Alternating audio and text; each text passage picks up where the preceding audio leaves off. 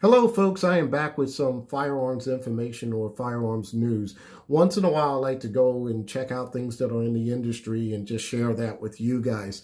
We all know about the modular handgun system that the military put forth when they wanted to replace the Beretta 92 or, or what they classified as the M9. And because of this search, we all know that the SIG P320 has won that contract and they designated it as the N17.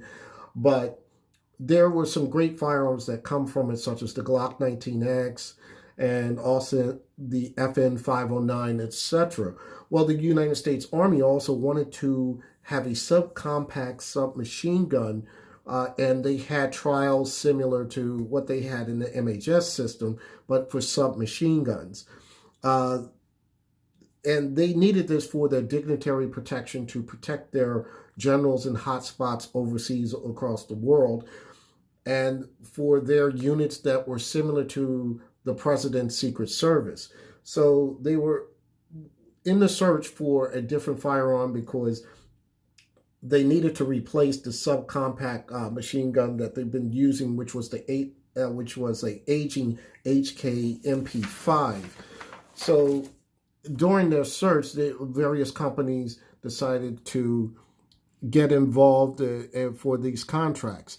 Now, the firearms I'm going to show you are not the exact firearms. There might be some variations between them, but it was one of the main differences. Of course, it had to be fully automatic, and it also had to have the ability to have a suppressor on them. Right now, you're looking at the Hks P5k, which was also a version of or thereof that was submitted, and HK was one of the companies.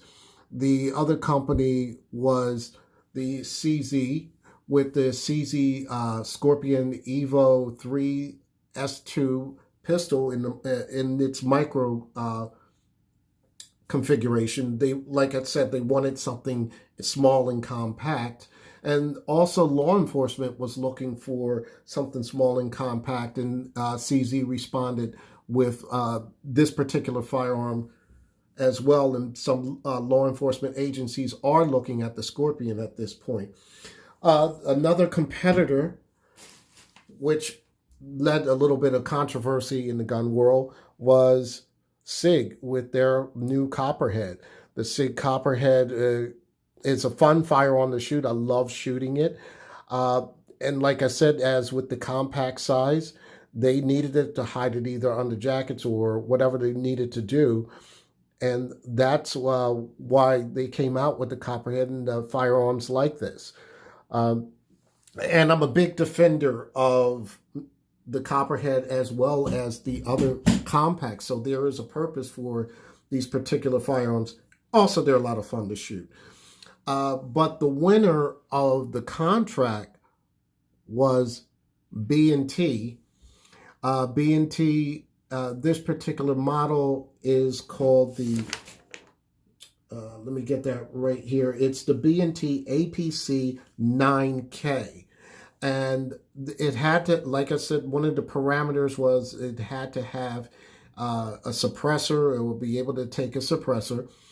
And as you see here, it is compact, and it must have and all of these firearms had to have a telescoping brace. That was one of the other requirements that the Army wanted. And as you see here, that's it fully extended out. And I believe they had to have two positions where you can see 2 or 3 positions. The length could not be no longer than 5 inches, but no shorter than 3 inches. And the ability to take a various amount rounds of magazines, etc. Let me clarify that. As far as magazines, they wanted high capacity magazines to be able to be used in this particular firearm. I'm also going to send a link on the bottom of my page for this, because there is a good video that Larry Vickers does, and he shows you this firearm in action. The cost of this firearm is going to be roughly about $2,500 per unit, and the military is looking at 350 units of these, and which is going to be at a cost at $2.5 million. And from what I see here, this firearm, my understanding, they're very good firearms. Now, if you want to purchase one of these are very, very expensive. Like I said, 24, and I've looked on their webpage, and I've seen these in really at a higher price. I've seen them even as far as $2,800. So now you understand the reason why that the Copperhead was out there, and of course the Micro is out there. And I think more people are going to pretty much flock toward the CZ because you could do so much with it. You can pretty much change the grips if you want to. Of course, you can change that annoying, let's say that safety that everybody's been pretty much complaining about, how the safety is on your trigger finger. And there's a lot of aftermarket support. With the Copperhead, there's not so much that I know of on aftermarket support, but I like the firearm a great deal. So if you're in the market to look for anything that's something that's like a subcompact, these are pretty much are all the rage right now. These subcompacts, or the what they call the 9mm carbines, they're out there. So just check them out. Give these firearms a chance. Well, that's all I have right now. I just wanted to share that information. Like I said, I geek out on information like that, and I'll put that link up. So thanks for your time. Happy shooting. Stay safe, and #2A.